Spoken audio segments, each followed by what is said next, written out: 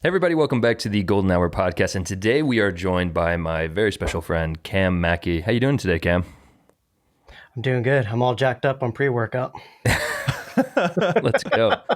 Let's go. Now, what's interesting is that actually Dave and you, we're all friends of the same people, but you and Dave have actually never met before right now. It's pretty crazy. Hi, Cam. Yeah. And we used to live kind of close to each other too, like within 45 minutes. In California.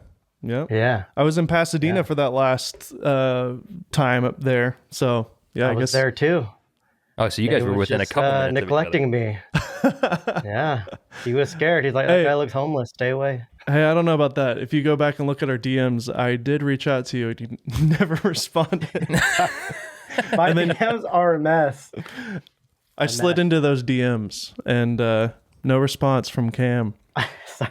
I don't see half of them on there. Connor knows. I've showed Connor. Oh, yeah. To be fair, there's been multiple moments where we could have met. In fact, you were here in Nashville not even too long ago, and I believe I had COVID that week. So naturally, we hung out. We wrestled together. We shared drinks together. No, I was obviously not able to meet up with you the one time you were here. So anyways. The world just keeps separating it. Yeah. But look at us now. Yeah, we mentioned you in the last show.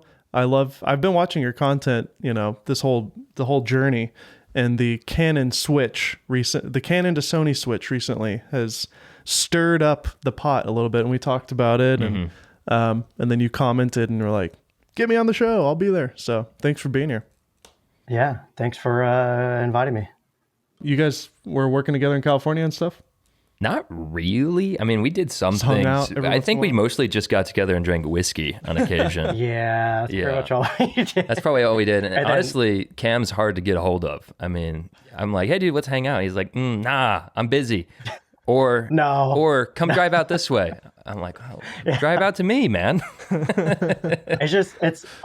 like, I get booked out for like a month, and then I have like a month or two of just editing, and then I become a recluse. And so my schedule's all over the place. You're a busy man. Especially now. I've seen all over your Instagram and YouTube and stuff. You are like constantly gone on road trips and stuff. Yeah. What's that about? Yeah, because I moved to Austin like 6 months ago, and then since then I've probably been here about half the time. The other half the time I'm traveling for work and stuff. So your move out of LA. Why did you leave? I grew up in California, and was just over it. The just prices and people. Sorry, California people.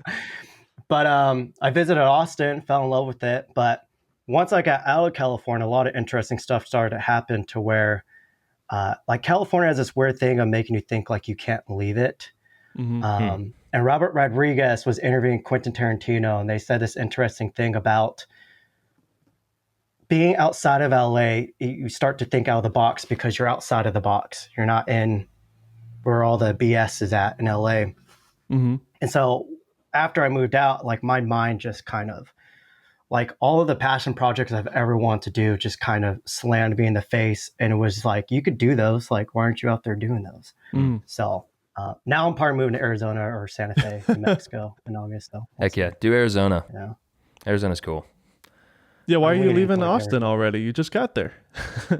Well, I don't get to do anything here. I'm just traveling all the time. I'm always in the Southwest. Like that's where my heart is. That's where my tribe's at too. So Gotcha. Yeah, I'm just trying to get closer. I thought you were doing a lot of stuff in Montana.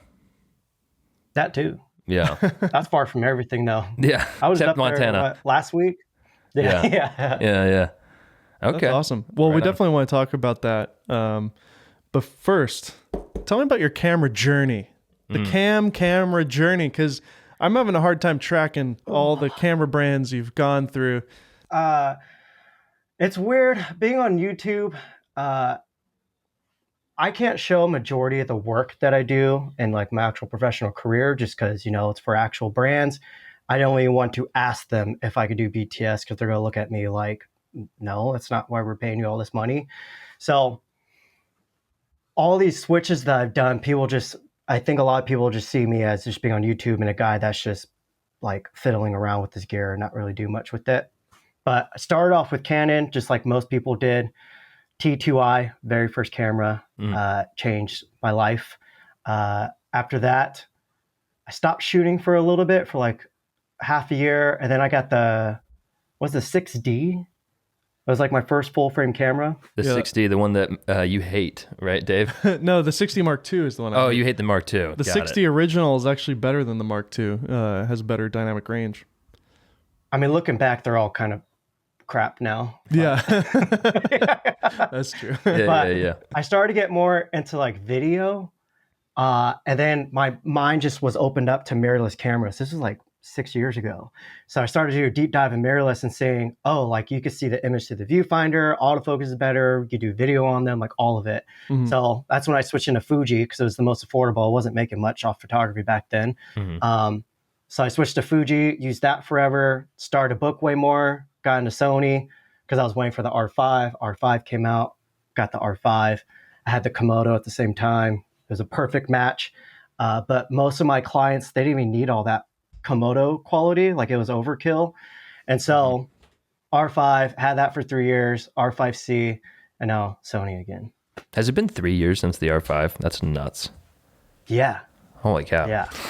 That's why a lot of people are like, this guy switches so much. I'm like, I was with Canon for freaking 3 years. Yeah. Like, that's crazy. A good amount of time. I think it was 3 years. Maybe it was 2 years. I don't know. Maybe I'm planning it. So people in relationship terms, that's like ready to settle down and get married, have some kids. That's longer than any relationship I've been in. So there you go. Okay. So it's just been a natural progression of gear as you've developed your career and the types of jobs you're shooting. It's demanded more of whatever. Yeah, it's all. Every switch I've done wasn't just for the hell of it. It was because of actual work. Mm-hmm. You know, when you use a camera in the field for a year, you start seeing all of its upsides and downsides, and you're like, oh, maybe this. And also too, my career has grown like a shit ton in the past 3 years. Like every 6 months, I'm getting new opportunities I never thought I'd be able to do. So when that happens, and you're getting all this money coming in, you're like, well, I might as well upgrade my gear. So I'm like, you know, ready for the next big thing. Mm-hmm. So that's what just kept happening. So now the FX6, everything that I'm about to get into now, like I've never done before. So this camera is just kind of going to be my GOAT. Yeah.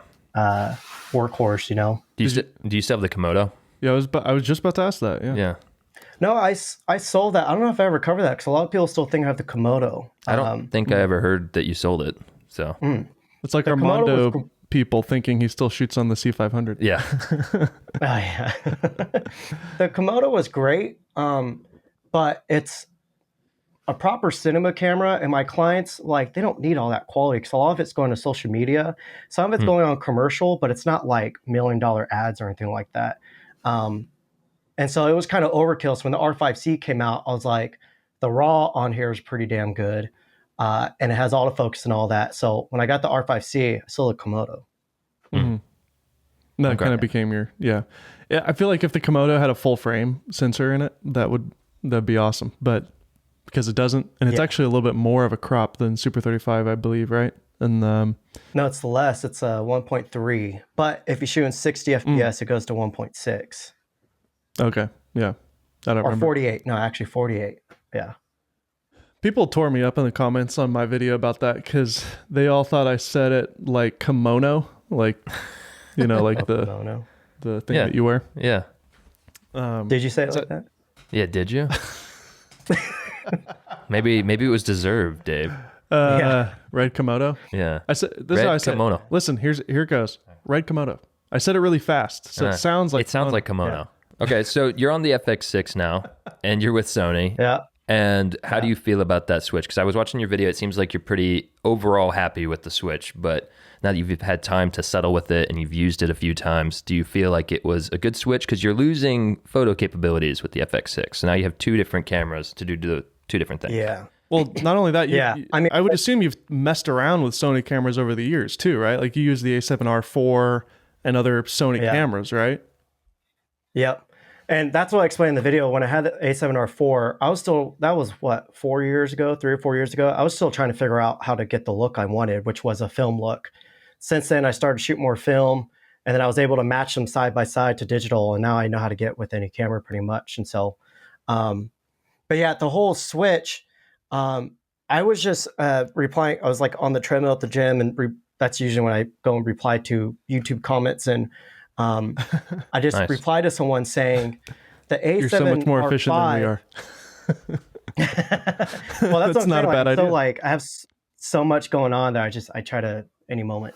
But the A7R5 honestly is a boring camera to me because it just does everything I need it to do. There's like no thrills. There's no challenge.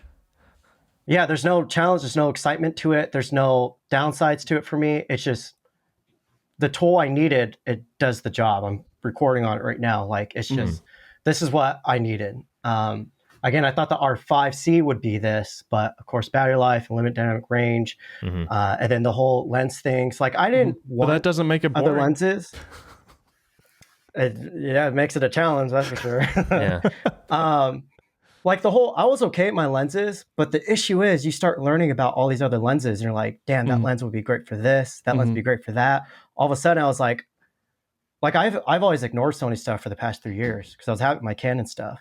And then when I started to like pay attention to it, I'm like, they're offering a lot of stuff that would be solutions for a lot of the issues I'm having with the Canon stuff. And that's when I had to like, get over my own pride on raw Canon and just be like, I really could give two shits about what the brand is on it. Like I'm so like just in the past 6 months, I've been so focused on work and passion projects and getting to the next level. I'm at a phase where all of my internal circle and friends, they're all getting to next levels. And it's healthy when you're in a circle like that because it pushes you as well. And so the whole camera, that's what's hard about being on YouTube is obviously gear is important, but at the same time, like when I'm in public and people want to talk about gear, like if I get noticed in public or something like that, I'm like, I don't want to talk about gear with you. I'm sorry. I'm like, but if there's any other questions, we could talk about, like I'm down to talk about color grading and color science and theory and storytelling and techniques and But yeah, I'm loving the Switch. So what you're saying. So anyways, we're back to gear. Yeah, I was going to say, so you don't want to talk about gear with us is what you're saying. Yeah. I mean, this is a different occasion. Okay. What are the solutions that Sony solves for you that you mentioned that you when you were on the Canon camp and you were looking over to Sony? What were those solutions that they solved? Just selling out. And how much money did they pay you to Sony? Do it? And yeah, that we'll get into that later. But there it is. Yeah, again, just like another, just. The main thing was dynamic range on the Canon cameras. I was able to stretch it, but there's a lot of times where, for video, like half of the work that I do, for video, half the work I do, I'm shooting video alongside of stills on fashion commercial campaign type stuff. I used to be the photographer. Now I've become the videographer. Once a brand finds out you can do video, and if you do it decent, they just want you for video and you get paid half the amount that you did for the photo end. That's weird. The Sony camera, like the fact that Canon's only given us C-Log 3, even when you shoot raw on the R5C, I'm getting way more dynamic range. So when I stretch the file and I bring those shadows and highlights down, there's a lot of color info in there and they're not clipping. When you go to XFAVC, go C-Log 3, you could tell that it's clipping blacks. Where you try to pull it up and they're just like the information's not there and it's strange. And so Sony has S-Log 3 no matter what the camera is. Even if it's super noisy, I can still do noise reduction. I still have all that dynamic range to play with. Yeah. There's that. There's all the other lens choices to where it's just whenever. Way better lens options. Way. And even when it comes to like the whole like anamorphic thing, the R5C just wasn't like planning out how I thought it would. It's still a great camera. Anyone who buys that camera, it's a great camera. I'm not knocking you down. If you got that camera, it's great. Like I'm not saying it's not great. But the C70 would be a better camera for what I need. But Super 35, I'm just not. Like all the anamorphic lenses are coming out. I might get the Atlas Mercury lenses. I don't want to dumb down those lenses by shooting Super 35. I know a lot of people are going to have issues with that too. But if I have the option to have full frame and shoot anamorphic on a native mount, I'm going to do that. Gotcha. So it's just all those. I was gonna say, yeah, because I have the C70. I'm a huge fan of it. That's what we're using right now for this shot. And it's got C-Log 2 and 10-bit 422 and even a RAW option now and face tracking. And I do have to use the turbo booster and use EF glass to get something that I'm pleased with, which is annoying. So there's a lot of annoying things about Canon, and I feel like there's less on Sony. Would you agree? Less annoying stuff. Less compromises. What are the annoying things though on Sony? Because there are some things. Oh yeah. On the FX6, they don't push a lot of the monitoring tools to their external monitor, like waveforms. There's no false color on any of the Sony cameras, which is freaking wild. Even in the FX6, that's interesting. Yeah. So you have to use a monitor for that. Yeah. Yeah, like external monitor. Like you kind of need an external monitor for this camera. You can do everything on here, but the monitor that comes on this is pure garbage.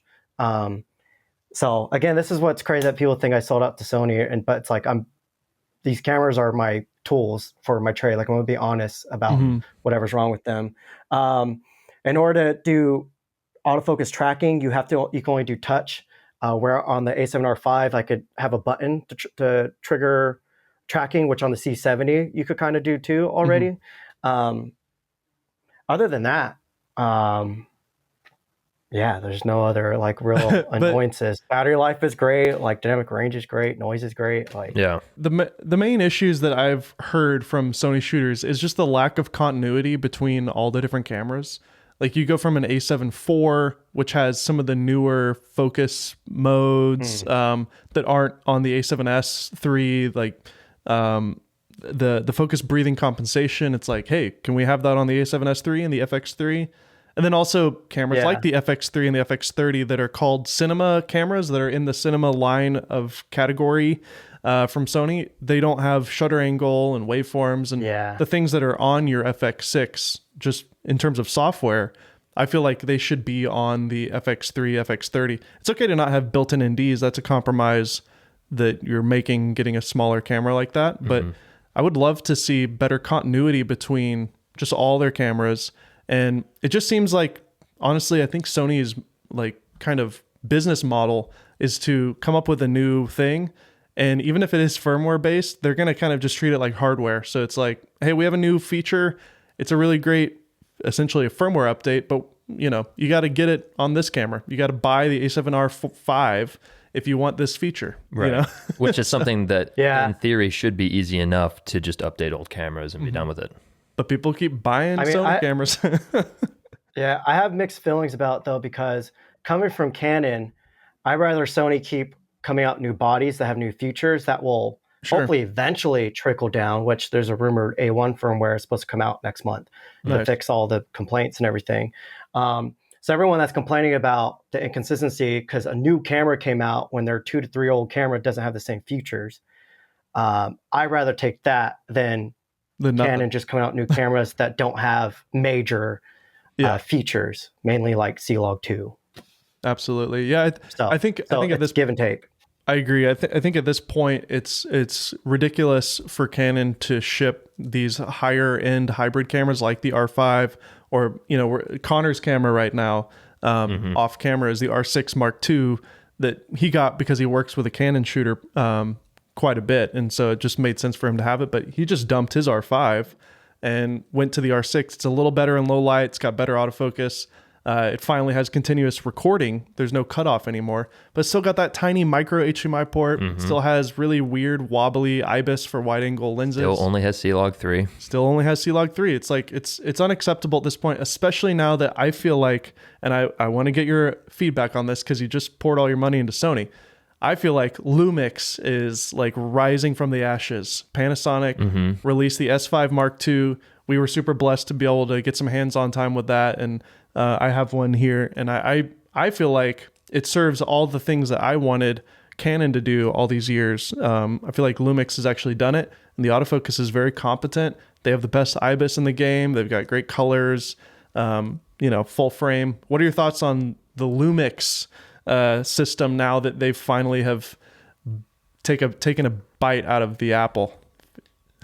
So when I first posted my my change to Sony, that's when the new Panasonic came out. So my comments were bombarded with people There she saying, is. why don't you have the Lumix? Also, shout out to Condor Blue. I love their new cages that have that extra piece in the middle. Because when you're using like follow focus and all that, like it would shift What are you talking cages. about? Right here? So that extra sturdy piece, the one that's between the grip, This guy right here. the extra. Oh, yeah. Yeah. It adds so much more stability when you're actually Nice. rigging your camera out. Mm. But anyways, I didn't know that. I Looks think cool. it's a freaking amazing camera. Like a lot of comments are coming in right now on those Sony videos that I've done is people asking for recommendations, and I'm either telling them either go Sony or go Panasonic. I would go Panasonic if someone's totally new to video, because as their career grows, Panasonic and their new lineup's going to grow. So all the new cameras are to come out with the phase detection, all the other lenses are to come out with it. It's just the new phase detection just kind of changed the game for them. So it's all still kind of new. Yeah. So I would say they're a little bit behind. Yeah. On They are. because they don't have an FX6. You know, Yeah. they don't have multiple body options that are either better for video or better for photos. Like, so once they have that, like I would maybe throw in some of the cameras to mix into there. Yeah, they essentially. But for now, I was going to say they essentially have only released their A7 IV or R6 Mark II style body, so they've got a ton of cameras still to fill out the line. But from what we understand, they are working on those actively, and it'll be really exciting to see what they make in the future to compete. It's nice to have another camera company finally competing with Canon and Sony. I feel like they've been the top dogs for too long. Canon especially. Canon, I almost like that they're getting all this flack because they, well, one, deserve it, but two, I feel like once they get knocked down a few pegs, hopefully they can learn from their mistakes and then start making actually good stuff again. They haven't. They've never learned in the past. they really haven't. So well, we'll see. They need to get some humility. I've been such a fan. I mean, I still have this. This is broken. I need to either send it into Canon or just sell it as is. But this was like, if you've watched any of my old videos, this was like one of my favorite cameras. And we built Kinotica with this camera, the 1DC. That's a great camera. It was so much fun. And at the time, there was nothing like it. It shot Canon log, continuous recording, 4K.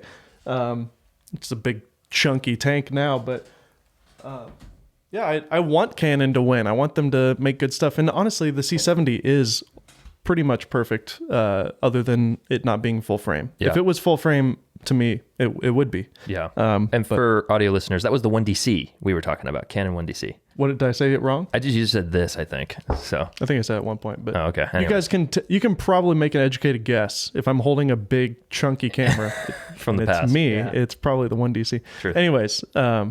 What do you think about that? Yeah, I think that the C70 would have been great if they came out with a full frame C70. It's not going to be $6,000. That shit's probably going to be like $8K plus. Where this is the same price of a C70 almost. Yeah. And it's full frame and zero compromises. No, I despise speed boosters. I despise adapters. Like, I just love native stuff. It's just, when I'm out in the field, I don't want to fiddle with anything. I just want my rigs to be tight, compact, easy to use, no finicky things on there at all. Yeah. So that's why I despise. I was going to say, you don't have time for that because your jobs are real fast paced and gritty and guerrilla style. Yeah. So that's just, again, if they had a full frame C70 for $6,000, I probably would have gotten that, but I don't think they'll ever make something and I don't like think that. they will. That's the thing is Lumix, especially back on that topic, I feel like they are always going to have the advantage even over Sony and Canon because they're kind of like on the third tier or maybe even 4 below Nikon. Nikon, by the way, this whole conversation is over in the corner and just like, hi. Yeah. But they do have the Z9, which is actually really amazing, but nobody uses it. I don't know, but photographers maybe use it. I don't know. I mean, the video features are great, but it's just weird. It doesn't make sense for somebody to buy that, in my opinion. But anyways, Lumix, mean, definitely if I was to be like just getting into videography right now, I'd probably get that new Panasonic. Just because I'm obsessed with anamorphic. So that full sensor readout, like I would totally go with that camera. But Yeah. want to come up? In fact, Oh, I did it. Hey, there's a pup. hey. Who's this? What's his name? Or her name? That's Sedona. Hi, Sedona. How's she doing? Good girl. She's good. She's living her best life. Bless you. Bless her Bless you again. You still soul. you still taking her on your road trips with you on jobs?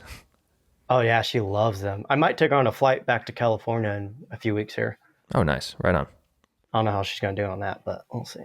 But I think what I was trying to get at is Lumix, because they're having to compete with the big dogs. They seem to just have a great job of. They do a really good job of pricing the camera. For the last couple of years, even their cameras are just priced really well, and I think that'll continue. So, I mean, the value you're getting out of the S5 II now for under $2,000, and by under I mean $1 under, but is pretty powerful. And I actually did a shoot last week with Soundstripe, where we shot a whole commercial on the S5 II using anamorphic lenses. So I got to experiment and play with that. We're shooting the 3.3K or whatever anamorphic Super 35 with they've got IBIS that's tuned specifically for anamorphic shooting, which is really cool. So and it looked great. It's got the D-squeeze and everything. It's full 2x anamorphic lenses. I wish more cameras had better support for anamorphic and shutter angle. Shutter angle is big. I wish other cameras did that. Yeah, I mean, it's a pretty damn that camera. I feel like has almost zero compromises. I think though, isn't it a 1.5x crop for 60 FPS? Yeah, it does have a crop, just like the 873 did, because it's a comparable sensor. It's sharing an older sensor. Yeah, but again, the back to that is that it's it's $2,000. So they're using an old sensor. So yeah, I mean that's like the best bang for your buck. Again, anyone who's just getting into like videography, I would 1000% go that way. What about Blackmagic these days? Have you ever messed with those cameras, or do you think that's out of that category was my now? first cinema build out was the Pocket 4K. I was obsessed with that camera, but obviously it's micro four thirds. That limits you in a number of ways, but that camera shit out on me multiple times. The last time it happened, I was in Montana filming Navy SEALs jumping in freezing cold rivers through the snow, kept snowing on us. We're like hiking 5 miles out. And it kept just shutting off on me. I don't know what was happening to it. So, oh man, and all the ports, you had to rig it out with a USB-C for the drive thing, and then an external battery, and rig it all out. And that's what started my hatred for complex rigs. It's just every little cable that you're putting in there is a opportunity for it to fail. And when I'm out on location, I'm out in the middle of Montana or Wyoming, Arizona, wherever I'm at, I can't have that happen to me while I'm out there. So the image quality, though, coming out of the Blackmagic, you could color grade the shit out of that camera and it looks amazing. But it just sucks that I hope one day they come out with the box camera. Them and Panasonic. If they both did that, I'm definitely trying out both for those cameras. That'd be awesome. I think we'll be seeing a box camera from Panasonic soon, hopefully. I don't have any inside sources on that, but they've done it before and they'll probably do it again. Feel it in your gut. Feel it in my gut. Yeah. Down in my plums. So you mentioned earlier that you now have developed a look that you're really proud of, a film look. Can you talk about that? Talk about your process of, just color and what you love and what you don't love and what you've learned along the way to achieve that look. Because when I got the R5, thank you. When I got the R5, I did a video on shooting film side by side, and I noticed that the R5's colors looked just like pretty close to Portra. But all it needed was a curve. A lot of these people that have started shooting in the past couple of years, they totally neglect curves and they just do all hue and saturation and the 3 color wheels. That's all they do. When you go into curves and you start manipulating the contrast, that's when you really start getting a look out of photos. Otherwise, you're just hoping that the internal color science is going to do everything for you. So I noticed on the R5, I developed a curve look to where when I put it next to Portra doing the same exact shot, it looked super similar. And so dummy me, I was like, I'm interested. Like, this is like 6 months after I figured all this out. I went back to my old A7R4 files that used to take me forever to edit because I'd have to go and mask and just, I didn't know what I was doing with it. And I applied the same type of concept and I was like, oh shit, like this looks really good actually. And so I remember in my head, I was like, did I ever have to switch or blah, blah, blah? But it was like a feigning thought. Like I didn't put too much energy into that. So yeah, after you do the curves, then I just do micro hue adjustments. Like I will adjust skin tones, adjust white balance, and then I do a very subtle three color wheel look. I usually do like a pinkish tone in the highlights, warmer tones in the mids, and then slight greenish blue in the shadows. And that's just to mimic Portra 400 being scanned through the Frontier, the Fujifilm Frontier scanner. That gets a very specific look. So when I shoot film, that's how I usually get developed. So the whole look I developed was based around that. So now my workflow is very simplistic. I can apply it to any camera and it looks great, especially, again, even the latest Sony colors. I think it's funny, you watch all these camera comparisons on like the straight out color cameras or straight out camera colors, whatever. Yeah. And they all look very similar. Like there's not that big of a difference anymore. Not anymore.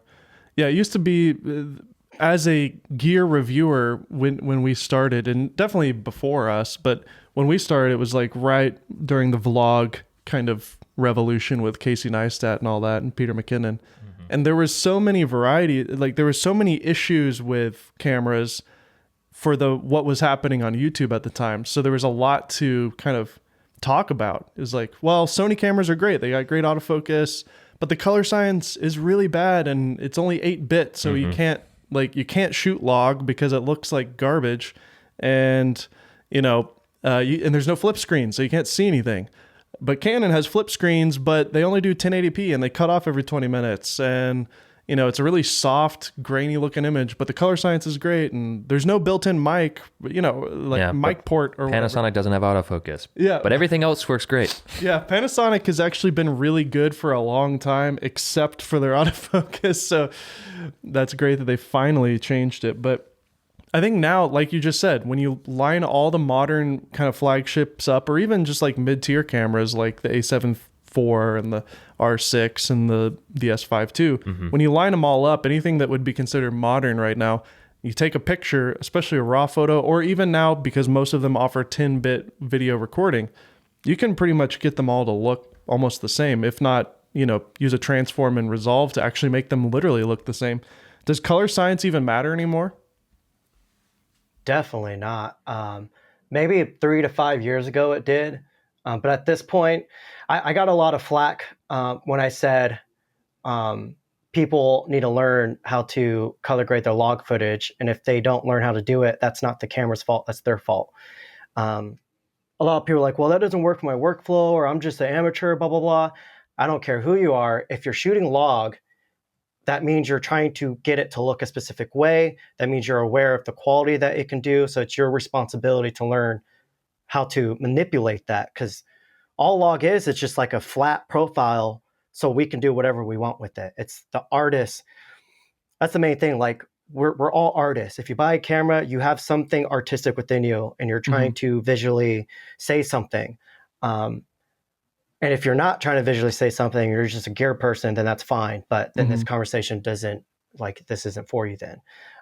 But for everyone else, again, if you're aware of log and you're shooting a log, it's your responsibility to learn how to work with log. So there's a film convert. Is that what it's called? No, not film. What's their film Cinmatch or Cinematch? The same company makes both. Yeah. Yeah. So I used to use them a lot. And their stuff's great. It's not as accurate as DaVinci's color space transformer, but it will get you similar things. It will throw off hues if your white balance isn't set like close enough.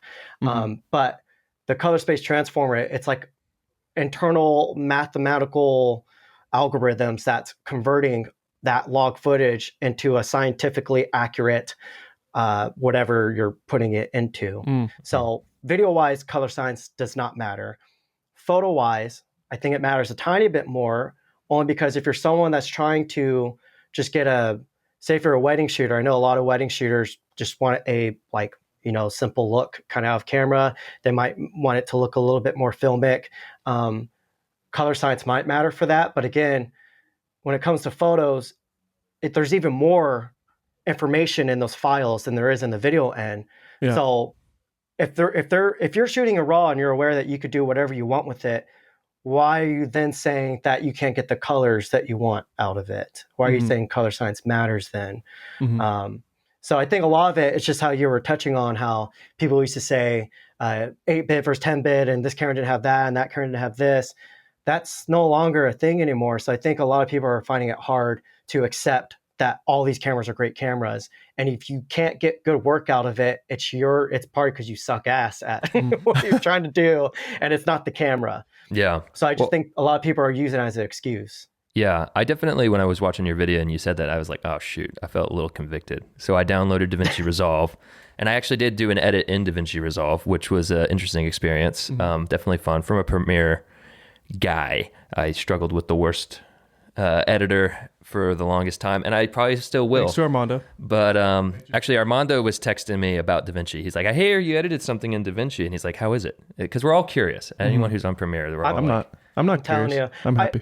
I like, I wish I could use Final Cut because there's a lot more plugins made for Final Cut. It's open source, just for and then DaVinci, they're still, I think their stuff's a little bit too advanced to where if you go into like their Fusion, where you could do like the nodes for effects, it's very overwhelming. And so there's not a whole lot, like you go on all the websites that offer plugins, they don't have them for DaVinci yet. Because I think a lot of them are still trying to make plugins for it.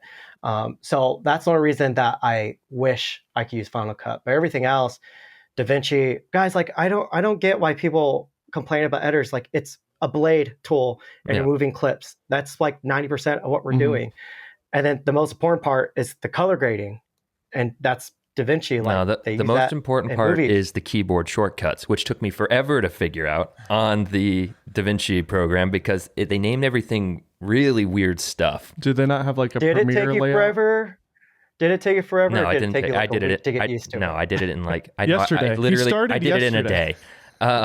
Took me forever. Took me one day. Yeah, it took me like an hour to like get it to work how I wanted to. For the most part, there's some things that I haven't figured out yet. Like, does it have an audio, like a music remix tool? Am I missing that, or does that just in Premiere?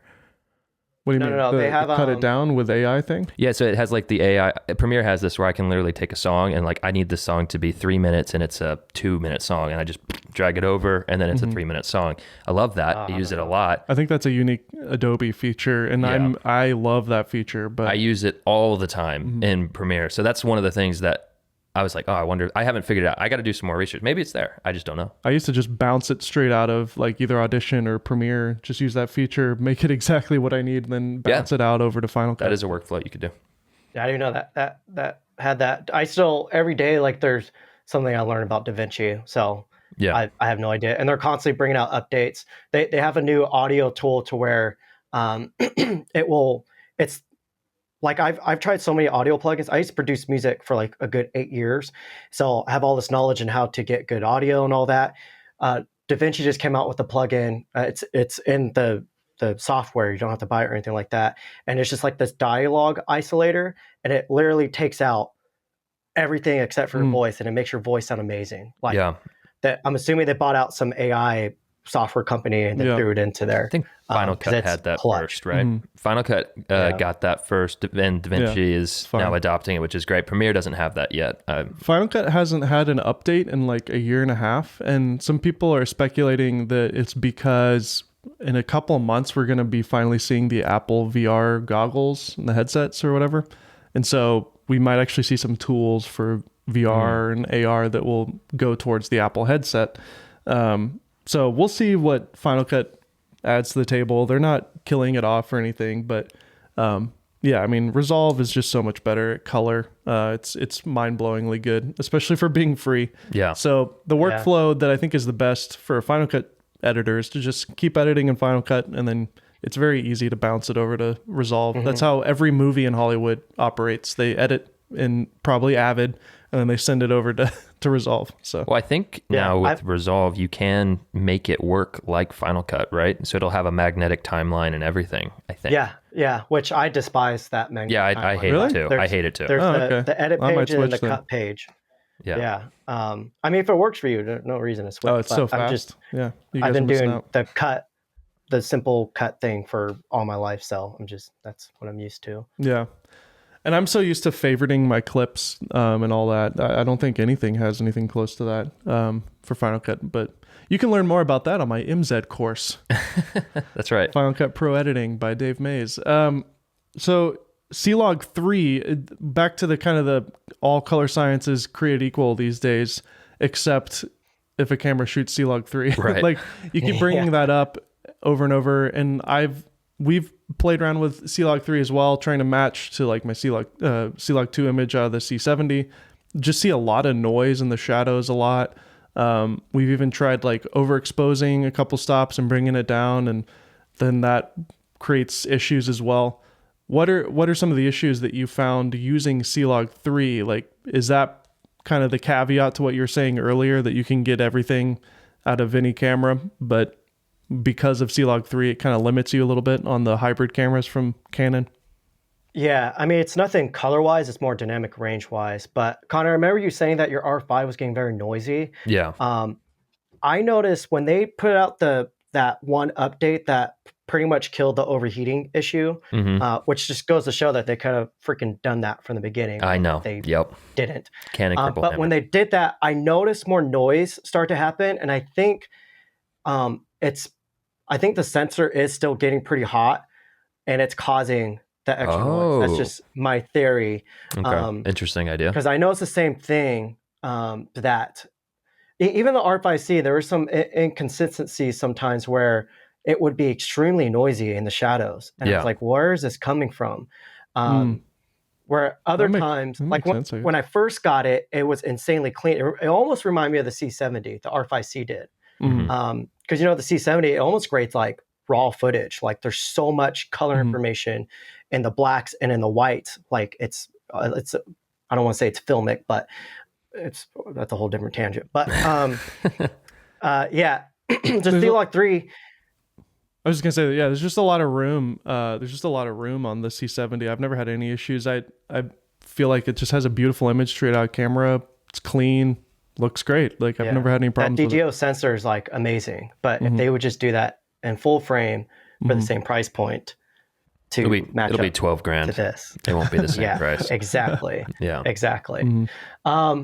But yeah, C-Log 3, it's just the dynamic range. Like you could tell there are clipping dynamic range out of it, just so we have to go and buy a more expensive camera that has C-Log 2 on it. Yeah. And that more expensive camera, again, would be the C70, but then you're having to work with a Super 35 sensor on a native RF mount, which doesn't have all that many lens options.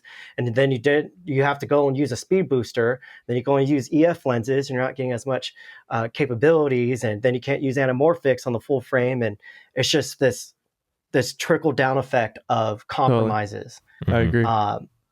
Unless again, I go buy a damn C500 or however much, $20,000, $30,000. It's $16,000 brand new. I think that was original price. So my good friend Chris Haggerty, who I work with Soundstripe, he owns the C500 Mark II. He's a DP operator here in Nashville, and he loves it. He swears by it.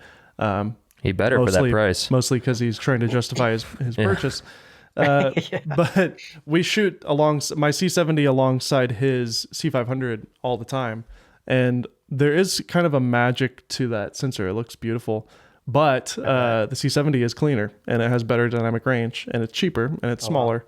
So yes, you get full frame, but technically less dynamic range and a little bit noisier. We shot with the C500 Mark II with Armando, when I was shooting with Armando, and I really loved that era of working with Armando, just because the camera was fun to use in a way, and did have that mojo, that old school Canon mojo that we're missing out on these days. But it's way too much money for what it is. Yeah. So like again, this will pretty much do, I think, majority of that. I'm assuming the look that you could get out of the C500 is probably another notch up, but for everything that I need, like, I could go on forever about this camera just because. And by the way, he's literally pointing within to the first 15. He's pointing to the ZV-1 right now. Listening. Yeah. Actually, I own that camera, and that camera actually looked great. It was super noisy, so I had to run a shit ton of noise reduction. But I was just showing some of my buddies It does look good. They just bought one. Yeah, and the highlight roll-off is great on that camera. It's weird. But again, that has S-Log3 in it. I know. That's a freaking cheap little point-and-shoot camera, and it has freaking S-Log3. I shot a wedding with that camera. Canon. Yeah. Oh, really? Oh, yeah, I think I saw that video. Yeah. Connor and I. You did a video on it, right? That was goofy. That was one of my. That was the last video I posted on my channel. A long time ago. Rest in peace. No, no, it will be redeemed. We got plans. No, you were pointing to the FX6. So tell me why do you have both the FX6 and the A7R 5? Sorry, yeah. 5. Like what is it that makes you have to have a cinema camera? Because the A7R 5 is pretty good for video. Yeah, I mean, I would never use the A7R 5 for like proper video gigs. I mean, you can. Never is a strong word. Why never? I would never. I mean, just in comparison to FX6, I got way better noise performance. The A7R 5, I just did a video on it. There is some noise on it, but if you expose properly, that's the thing with Sony. Another quick little tangent. With Sony, like you expose far to the right, and it still holds a lot of the highlights. And so when you bring it down in post, you hide all the noise that's in there. Versus on the R5, it doesn't have great dynamic range in the highlights, so you can't really expose to the right too much. But then if you don't expose to the right too much, or not enough, then you clip your blacks. So that's where the issue comes in with the Canon. Yeah. But anyways, I have 12,800 base ISO, 800 ISO on here. So just that alone, even if I had the FX3, the sensor readout for rolling shutter, I think those are probably like the two main things where I would prefer to use those cameras as like an actual video dedicated camera rather R5. Well, and then you got that amazing electronic ND on that thing, which I'm jealous of. That's like the coolest feature ever. They've had it for a while. I think the original FS3 had it.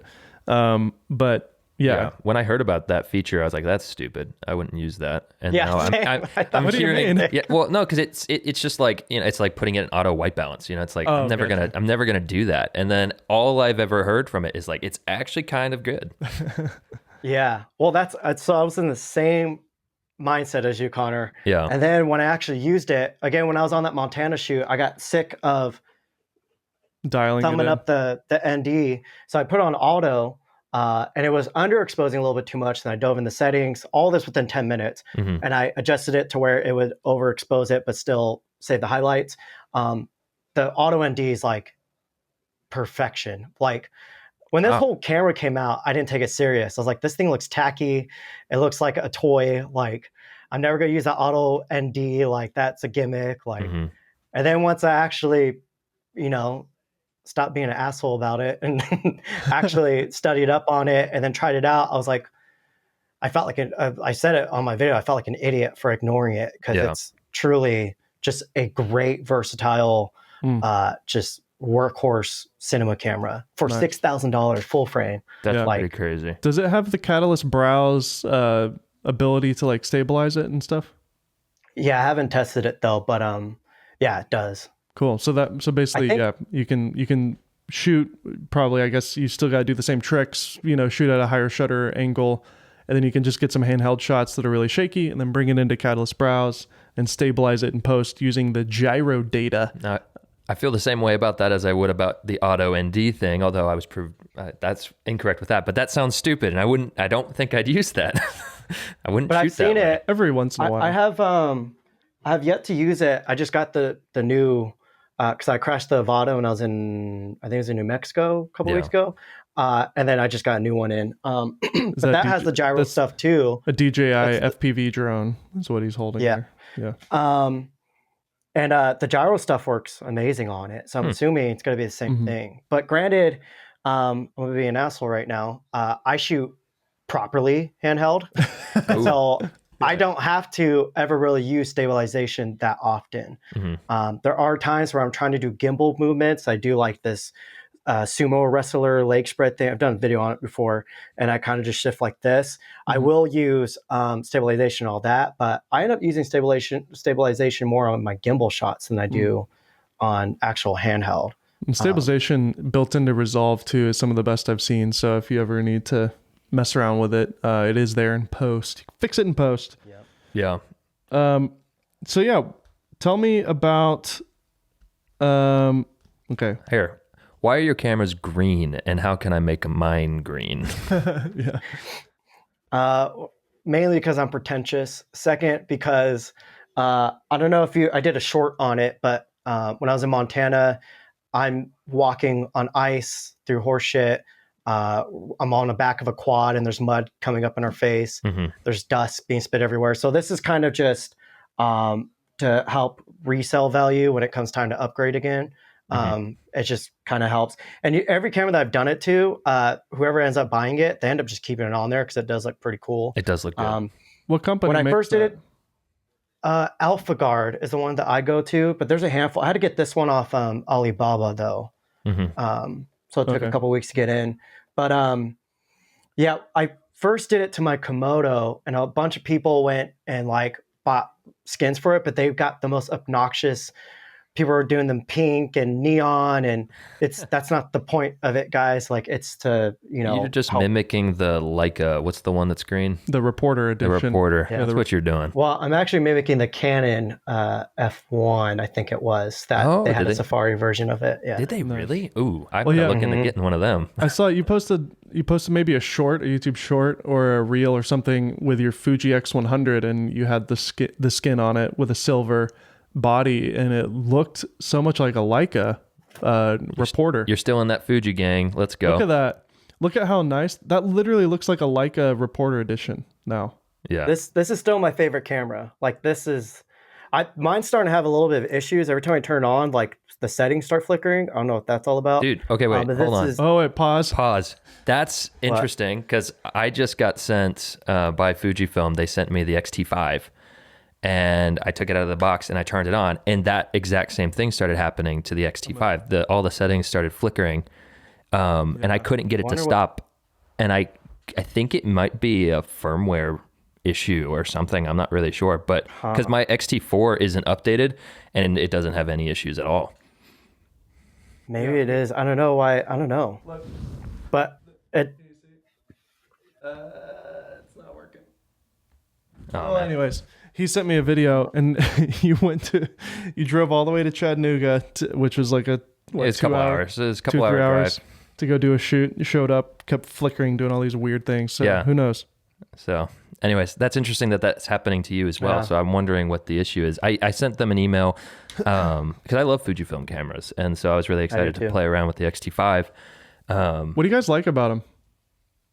They're just fun to shoot with. They just like, you get one in your hand, you're like, I just want to go shoot like the stupidest stuff. Like I'll go shoot flowers with it. I won't really, but that's the mindset it puts you in versus on my R5 and R5C gear. Anytime I held those, it was like work. It was like time to go to work kind of thing. Totally. So they're not as inspiring. Similar with the Sonys.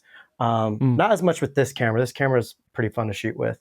But the Fuji is just sparks your inner photographer. Yeah. When I would, my friends would always ask me, it's like, why don't you bring your camera when we go on road trips or whatever? It's like, cause I'm like, if I bring it, I'm working, that's just kind of how it is. But the Fujifilm, like you're saying, it's just kind of fun to have around. It doesn't feel like a burden to carry, especially with the X100V. I wish I had one of those, but they're like impossible to come by right now. I was going to sell my T4 for one of those, but just get the version below it, the F or whatever. No, but it's really no way, not even gonna happen. But the V's are selling for like $2,000 right now, which is nuts. Yeah, I'm still confused on how that. I just bought this one 4 months ago for like $1,000. It just happened. It's like maybe about 4. Yeah, it's like 4 months ago. There was like a craze that happened. They can't fulfill the orders anymore, so they stopped producing it because I think they're just gonna make a new one. Yeah, I don't know the rumors, but I'll probably get it. Yeah. Yeah. The new Yeah. one? Yeah. If there's a new one, I'll probably get it. Especially, I mean, I don't know. I was playing around with the T5 just for a little bit before I started freaking out. And I do like It is nice. I do like it. And F-Log 2 seems like it's going to be really nice. But I haven't really gotten to test it. I was watching Gerald's video about F-Log 2 with the XH2S. I like that camera. I And played with that one. It's good. He was saying that like in the, I don't know, he got really technical, but basically there's like, if you shoot certain settings, you could get up to like 14 usable stops of dynamic range. Yeah. Wow. If you turn off the noise reduction. Yeah, that's what it was. You turn off. Because I own that camera too. And that camera is very noisy. Yeah. But it's because they're just giving you that full, it's almost like a full sensor kind of readout on dynamic range wise. And I think that's why there's so much noise, because they're just trying to give you as much as possible. Yeah. But it cleans up nicer than the A7R5 does. The A7R5 I have to use chroma noise reduction as well. Where on the Fuji, I didn't have to do that. Yeah. Gerald But was saying. that camera, Oops, sorry. it's not like a workhorse camera for on the level of stuff that I'm doing. So it just became like my road trip YouTube camera, which it was fun to use. But I got rid of that too when I switched over to Sony, just to help make the transition less financially bad. Yeah. yeah. That Sony gear is expensive.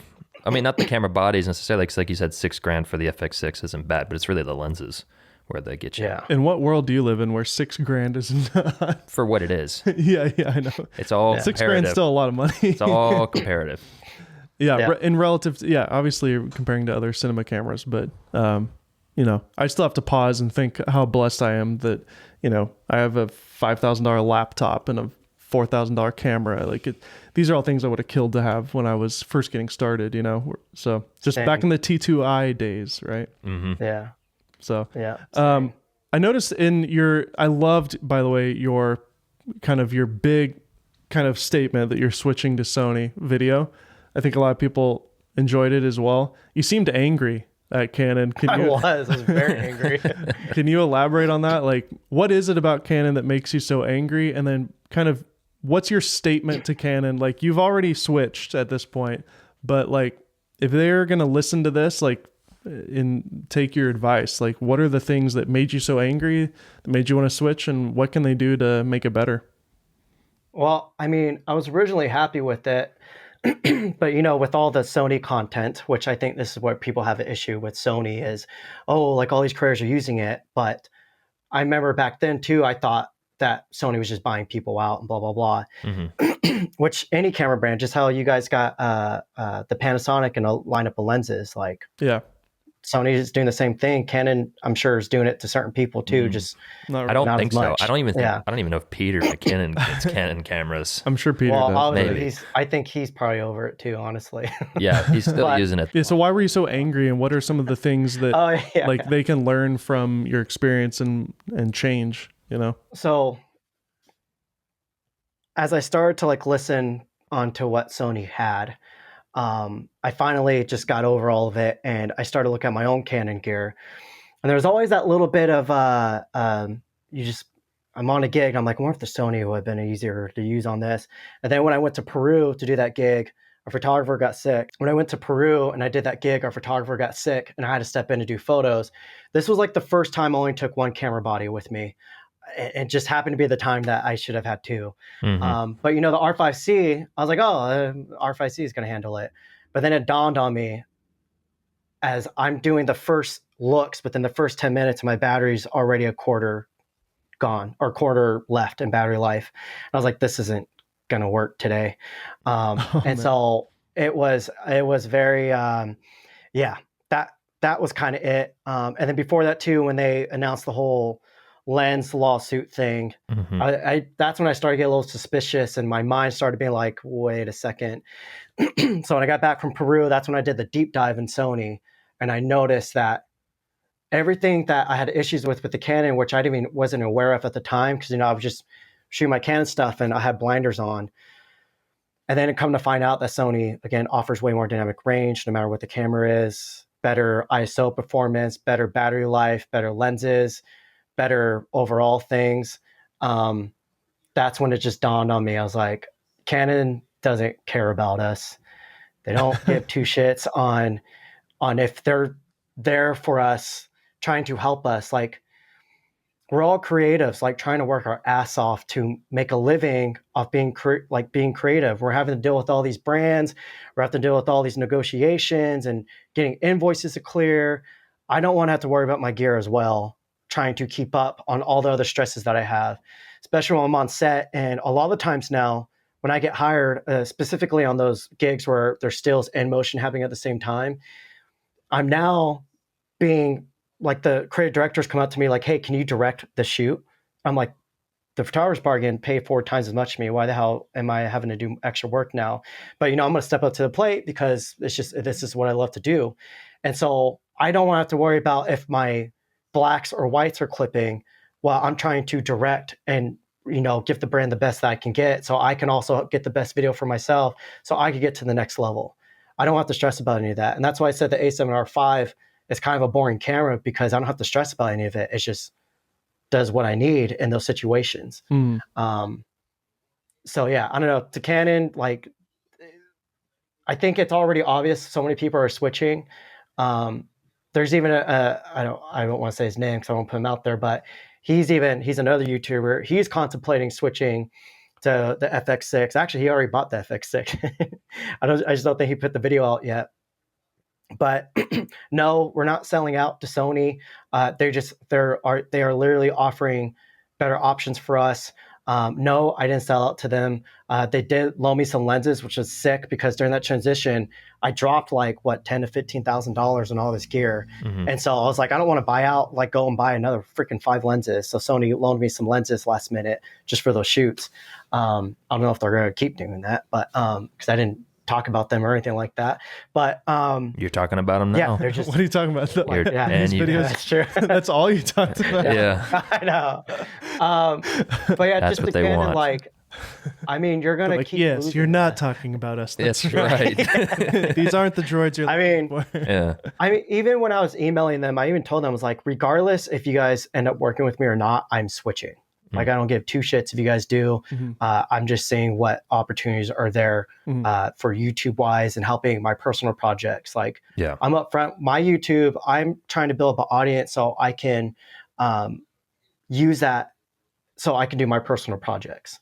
And those personal projects are like documenting Indigenous stories, reservations, eventually maybe doing feature films. But yeah, just the Canon, like, you're going to keep losing us. They already know. I'm sure in the next like 2 to 5 years, they're going to come back swinging, but it's going to be too late for a lot of us because we're all going to be switched. So Yeah, 100%. Yeah.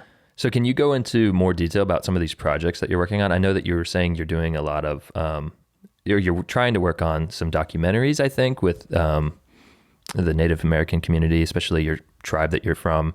So can you go into more detail about that? Yeah, I mean, just circling it all back to the beginning, when I moved out of California, I've always wanted to document more of my own community, my people, but I don't know why, I've always talked about it, but I never put it into action. And for some reason, the past 6 months, I got put on this pretty big project, and it was kind of the catalyst of me just like, I think it's time that I do this. Like, I don't know why I haven't been doing it yet. That's what really triggered the whole switch. But anyways, yeah, I just want to do more for my community. After I've gotten to work with so many giant brands I never thought I'd be able to work with, I've accomplished so much. Like, I'm not trying to brag or anything here, but in my own life, I've done more things that I thought I would ever do. That, like, things I didn't even dream of doing, I've done now. And so after you get past a certain limit of those, you start thinking like, but what, like, doesn't, like, I don't feel any better from it. Still feel a little bit empty about my work. And it's just because if you don't have a community, if you're not trying to help a community, if you're not doing anything that's worthwhile, if you're not worried about not just your legacy, but just your community's legacy, you're always just going to be creating empty work. And so my mind has just grown so much in the past few years. And that's just the mindset that I'm in now, is documenting, helping, telling stories that are not about me, that are bigger than me, being a little bit more selfless, and doing more for the world. Yeah. That's a little bit dramatic, but more for my community. Well, So again, that's what the catalyst to all this. Yeah. So when you're saying you wanted to do more of these things, what are some of these things that what are these stories that you're trying to tell, if you don't mind sharing? Yeah. So there's, if you go and watch any documentary on Indigenous people, a lot of it's based on the trauma, which is cool that it's being shared. But I feel people still lack empathy for the community if they just hear all the downsides. It's not relatable to most Americans.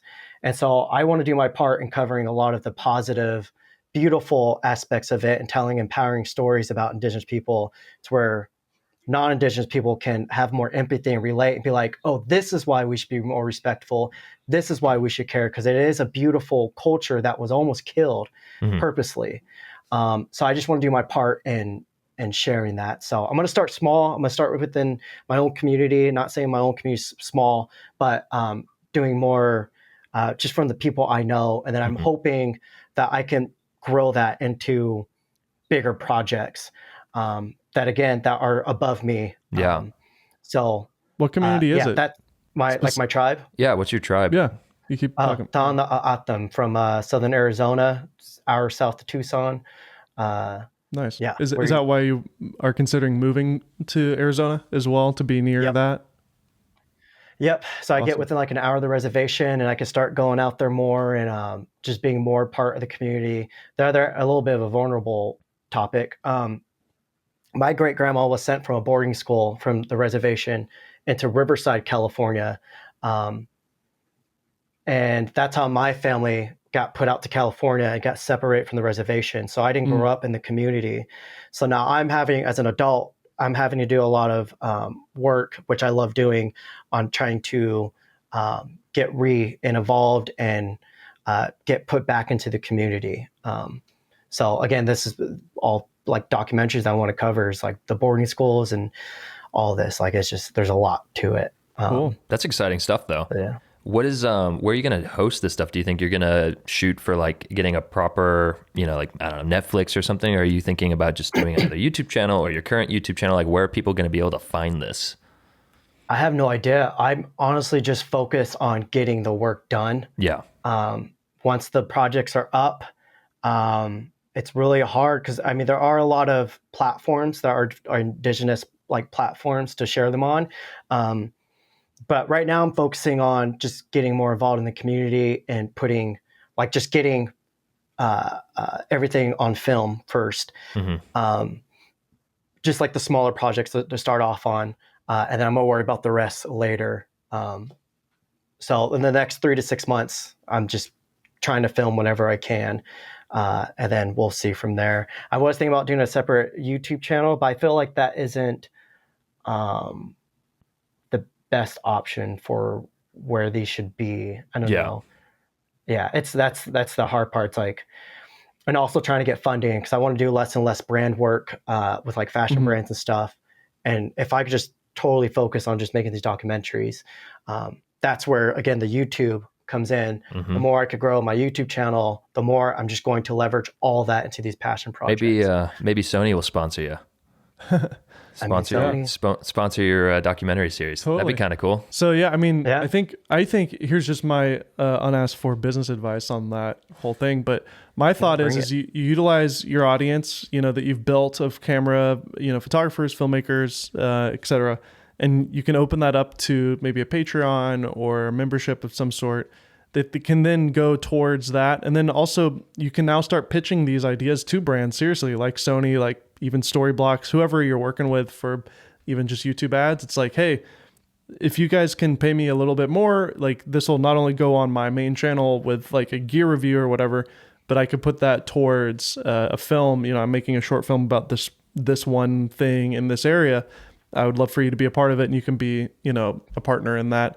And then the beautiful thing is too, like, you can kind of plan these shoots around certain things that will do well on your YouTube channel. So, if you want to do like a specific thing about a new camera, well, you get the new camera, you go shoot your short film on that camera, and then now you've got all this great B-roll that you can use on your main channel as well, which then you can cross-pollinate with the, hey, sign up for, if, I'm self-supported here, I do all this on my own, I'm, self-employed, if you want to help contribute for these films and different things, you can sign up for my Patreon down below, blah, blah, blah. So I don't know, just an idea. Yeah. No, yeah. Thank you for that advice. But I'm sure you've already thought portions of that. It's kind of basic. Well, portions of it, but you definitely gave me more to think about too. So thank you. Yeah, you can see my gears are turning. Yeah, the hard part is I've already had like fashion brands. Because when I'm on these bigger shoots, like we go out and we have crew dinners and everything, and we're all talking about, like, it's usually pretty positive atmospheres on most shoots. And this is the thing that always came up, and some of the like even larger fashion brands, they've offered to sponsor some of it, but it's hard because I don't want to affiliate any of that, because there's a lot of brands that want to try to ride on the backs of the indigenous movement to make it seem like, so then that's the other thing with the YouTube. That would keep it clean and clear. Yeah, sure. So maybe self-supported then could be good. I mean, there's fans who believe in you and believe in this project, that they just want to help you accomplish that, and then it can stay pretty clean. I agree with that. There's a lot of companies that see an opportunity. You see a lot of companies at certain times of the year, during certain months or certain days, posting their tweets that, culture tells them they have to post. And it's like, do you really care? I don't really think so. I think it's just a marketing ploy. Yeah, most of them don't. But that's why I adore YouTube. I love it to death, because I can talk about all this nerdy stuff on the camera technical side, and it could go in and help the actual like important things to me, the more of the passion project. So I'm insanely grateful for YouTube. I'm grateful for everyone who subscribes to me, because you guys are getting me 1 inch closer to my dreams that I want to attack. And I want to bring them with me on all that, because I'm learning during it. And whatever I learn, I want to give back to the YouTube community so they can learn with me. So heck yeah. Well, that feels like a good note to end it on. I think we've been going for a good bit here. By the way, if you want to shout out your YouTube channel, is it just Cam Mackey on YouTube, right? Yeah, it's just Cam Mackey. Yeah, so make sure everyone who's listening to this, if you don't already watch Cam Mackey, make sure to check out Cam Mackey on YouTube or his Instagram. His Instagram's great as well. Does a lot of really cool stuff. So. Oh yeah. Thanks, Cam, for coming on the show, man. It's great to meet you in person finally. Well, not in person. Yeah, virtually. Finally. Yeah, technically. Yeah. Yeah. And better light. All right. Well, I've been Dave Mays, and this is Connor McCaskill. We'll see you next time.